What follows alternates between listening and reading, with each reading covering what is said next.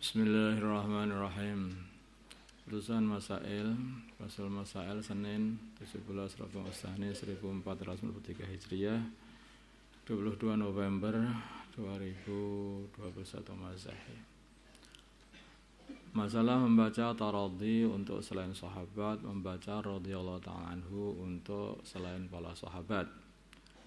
Pertanyaan, bagaimana hukum membaca radhiyallahu ta'ala anhu untuk selain para sahabat? Pada dasarnya mengucapkan taradhi atau radhiyallahu ta'ala anhu dan tarahum atau rahimahullah kepada para nabi atau para para sahabat, para tabi'in, ulama-ulama dan orang-orang yang ahli ibadah adalah sunnah. Karena hal tersebut adalah doa, karena itu doakan ya sunnah aja. Seperti ya salam itu kan sunnah. Hanya saja para ulama kebanyakan menggunakan taradhi itu untuk para sahabat supaya membedakan dengan yang lain. Dan untuk para imam mazhab seperti Imam Syafi'i radhiyallahu anhu, Imam Abu Hanifah radhiyallahu anhu, seperti Imam Malik, Imam Ahmad radhiyallahu anhuma. Sedangkan untuk para ulama selain a'immah dan orang-orang soleh biasanya menggunakan tarahum. Mereka para ulama membuat seperti itu, membuat rahimahullah itu. Ya, boleh-boleh saja, enggak masalah. Mendoakan itu ya sunnah. Tapi hanya para ulama membedakan supaya orang itu tahu, kan kita nggak tahu tuh, hanya nama saja kalau tidak ada radhiyallahu anhu-nya kita nggak tahu ini sahabat atau bukan. Jadi para ulama membuat tertib seperti itu biar memudahkan untuk orang-orang yang nggak patek pinter kayak kita ini biar tahu. Hukum air ketuban. Air ketuban itu air yang keluar sebelum melahirkan. Pertanyaan, bagaimana hukum air ketuban, suci atau tidak? Jawabnya adalah najis. Ini kata orang-orang medis, katanya itu kencingnya bayi, katanya air ketuban itu.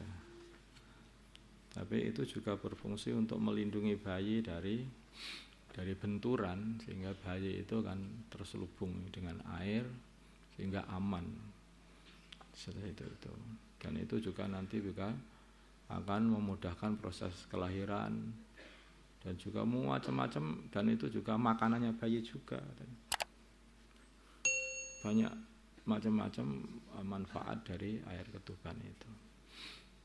Dan air itu menurut para ulama itu adalah najis. 3. Status kemahraman istri anak tiri. Istrinya anak tiri. Oh ya, berarti menantu tiri. Pertanyaan, apakah istrinya anak tiri atau menantu tiri termasuk mahram? Jadi seseorang menikahi seorang wanita, yang wanita itu mempunyai anak laki-laki, sudah mempunyai anak laki-laki, anak gawan, anak bawaan. Seorang laki-laki menikahi seorang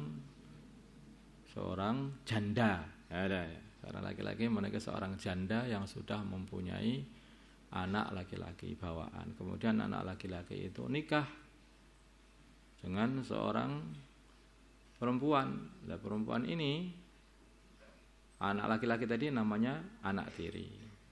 Lah menantunya namanya menantu tiri. Tiri semua. Ini mahram apa enggak? Ini tidak termasuk mahram. Karena ini bukan apa-apanya si laki-laki tadi. Karena anak itu bukan anaknya laki-laki tadi.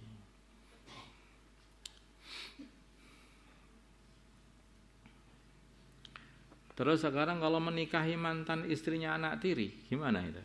Nah, saya sudah tahu kan itu bukan mahramnya. Bagaimana hukum menikahi bekas istrinya anak tiri yang telah dicerai? Ya bukan mahram, ya boleh, ya, karena bukan mahramnya. bukan apa-apanya sebetulnya. Jadi seorang menantu itu akan jadi anak kalau itu memang istrinya anaknya sendiri, itu istrinya anak orang lain, ya kan? Istrinya anaknya orang lain. Ya, kalau istrinya anakmu sendiri, ya itu jadi anakmu, kata jadi seperti anakmu. Itu mahram mu'abbad selama-lamanya.